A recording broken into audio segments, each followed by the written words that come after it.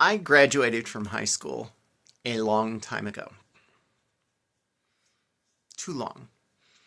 And it just so happened that the inflection point um, was around the same time that the absolute worst president this country has ever had destroyed the fairness doctrine so that rich people could take over our media. And I didn't really understand what had happened. I mean, growing up, I really thought Reagan was a idiot and a clown. And I didn't think we had, I mean, my idea of what the president does was sit up there and faff himself in front of everyone. You know, it was just, um, he inspired nothing in me but contempt. And I just couldn't stand the sight of him. He seemed like a very stupid man to me. When I went away to school, I didn't have the resources for a television. And I didn't subscribe to a newspaper, I don't think. Because I also didn't have the money for that. I mean, I remember leaving my home in 1988 and moving away to a tiny town in Kentucky. I'm still not sure why I thought that was the smart thing to do. I was going to join a band. I think we thought we were going to do this like REM type thing. And of course, that was a joke. And I remember arriving in town with, I think, $20 to my name and buying like a loaf of bread and a thing of ham and a thing of mayonnaise and living off of that for like 2 weeks while I figured out how to get employment. When I finally could afford a TV, it was the early 90s. And when I took a look at what was on the TV, I was shocked at what garbage it really was. I mean, it was just crap. In the place of the Walter Cronkites and the Dan Rathers, who had soberly narrated the news as I was growing up.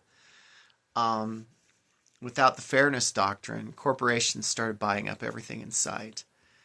And the media became a bunch of stupid trash. And I can't overemphasize how stupid I think mainstream media people are and how much contempt I have for them. Because they obviously think we're all that stupid too. Now, I don't actually believe that we are. I think the massive turnoff of places like CNN and MSNBC, their incredible, shattering loss of viewership is directly related to what happened all those years ago. And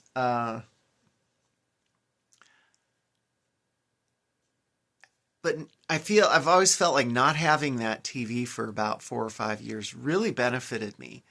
Because in the meantime, I studied critical thinking and wrote, critical essays and learned how to think for myself and how to interpret what was going on around me without having it spoon-fed to me. And I sought out then, and I continue to seek out more independent media sources. It's extremely disappointing when a bunch of clowns like the Young Turks, of course, obviously start taking money from billionaires and doing what all the mainstream media does, which is spoon feed us what billionaires want us to think. But I've always kind of I've adopted a meta approach to understanding what's really happening in the news and understanding that what actually matters is what everyone agrees did in fact happen. And what doesn't matter is their attempt to craft a narrative around it. And it's very obvious to me when someone is creating a narrative without any facts.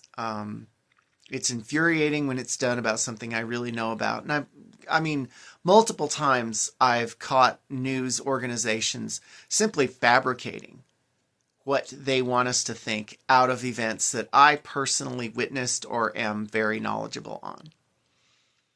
And I think the key to disarming this crooked and corrupt and useless media environment is learning how to abstract their narrative away from events. And, there will be a lot of events you can't get to because they simply won't report them. But what can be agreed upon, and that what all parties agree is actually happening, is that's your starting point for trying to figure out how to deal with and respond to the reality around you.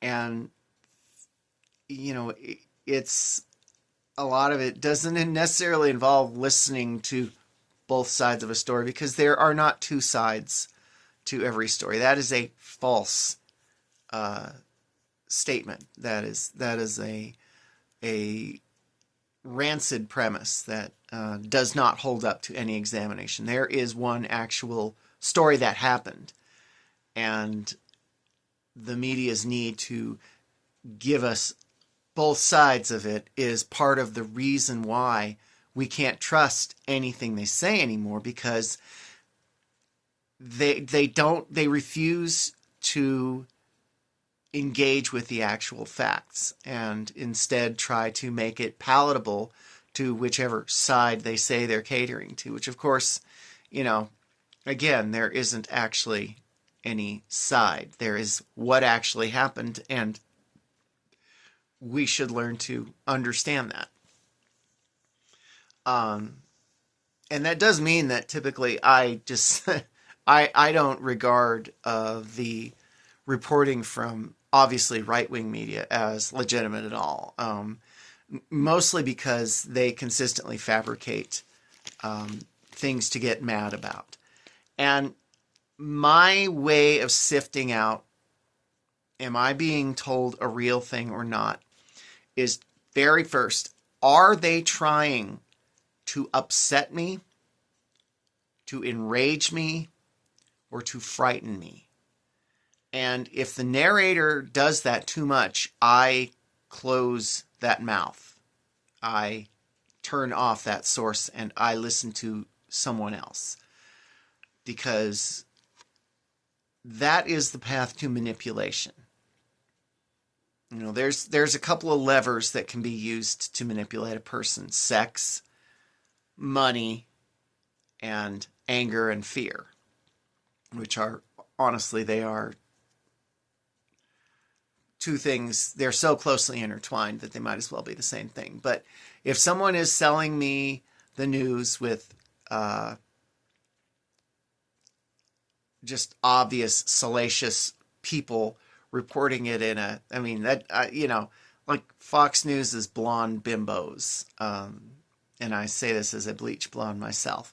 But if it's a bunch of, fucking good looking airheads telling me shit like that, usually that goes along with people who are angry.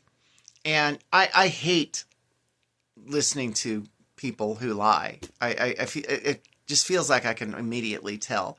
I can't stand listening to most politicians because I know they're lying and I just can tell. But I sometimes will see still pictures of the news anchors on the right, and they're always angry and shouting and snarling, and they don't look like they're happy at all. They're not telling you something you need to know. They're trying to make you mad. And if they're trying to make you mad or they're trying to make you scared, they could be just bullshitting you. And of course, then if they're trying to tell you you'll be fabulously wealthy if you just do this one thing, that also should be a clue that this person probably is not giving me a straight story. That's why I people like Dave Ramsey, I dismiss out of hand everything he says. What was the other guy? Jim Cramer. I mean, these guys are just, they're, oh, you can be fabulously wealthy if you just do this one neat trick. It's like they are selling you a scam. They are con artists. They are blowing smoke up your ass.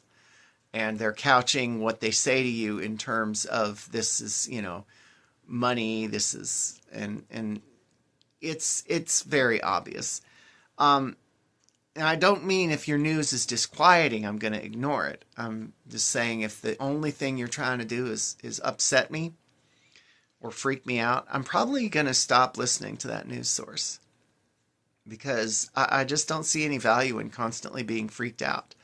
Unfortunately, like sites on YouTube, in order to be monetized, it looks like what they have to do is scream at you in fear and rage inducing headlines. So it's very hard to get through to someone who is not shouting at me like that. I don't like shit like that being shouted at me. I want someone to soberly tell me what the fuck is going on and just give me the information straight. And a lot of times I don't stop and listen to their whole story. I look at the content that everyone is trying to push, and, it can become obvious when there's a narrative, and it can become obvious when, well, there's a set of facts about what's happened here. And I just try to use pattern recognition to go, well, this looks like this is actually what went on, and this looks like someone's got an agenda and they're trying to make me get pissed off about this.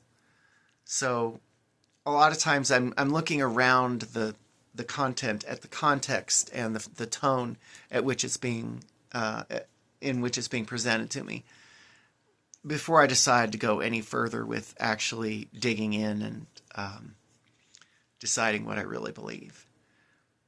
But I know that, and I'm thinking of Carl Sagan's baloney detection kit, and I guess this is Angie's baloney detection kit. Are they trying to make you mad?